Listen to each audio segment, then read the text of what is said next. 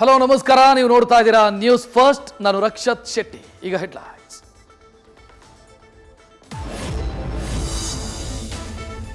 ಹಿಂದೂ ಕಾರ್ಯಕರ್ತ Suhas Shetty murder case, Abdul ಸಫಾನ್ ಕೊಲೆಯ ಪ್ರಮುಖ ಆರೋಪಿ. ಈವರೆಗೆ 8 ಜನರ ಬಂಧನ, ಇನ್ನಿಬ್ಬರಿಗಾಗಿ ತಲಾಶ್.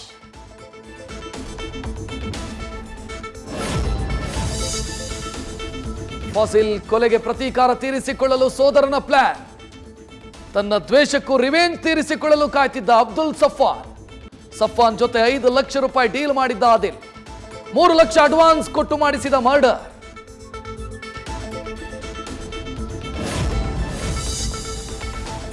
ಬಂಧಿತ 8 ಜನರಲ್ಲಿ 2 ಚಿಕ್ಕಮಗಳೂರಿನ ಕಳಸದವರು. 15 ದಿನವೇ ಮೊದಲು ಬಂದು ಸಫಾನ್ ಮನೆಯಲ್ಲಿ ವಾಸ್ತವ್ಯ ಹೂಡಿದ್ರು. ಕೊಲೆ ಸಂದರ್ಭ ಇದ್ದ ಬುರ್ಕಾಧಾರಿ ಮಹಿಳೆಯ ಸೀಕ್ರೆಟ್ ಕೂಡ ರಿವೀಲ್.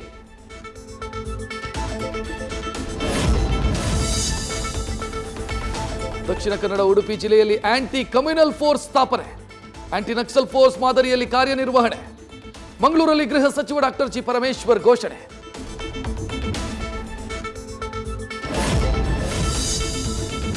ಬೂದಿ ಮುಚ್ಚಿದ ಕೆಂಡದಂತಿದೆ ಕರಾವಳಿ. ಬೆಂಗಳೂರು ಮಂಗಳೂರು ಪ್ರಯಾಣಿಕರ ಸಂಖ್ಯೆಯಲ್ಲಿ ಇಳಿಕೆ. ಟಿಕೆಟ್ ದರಗಳು 850 ರೂಪಾಯಿಯಿಂದ 450ರಿಂದ 500ಕ್ಕೆ ಇಳಿಕೆ.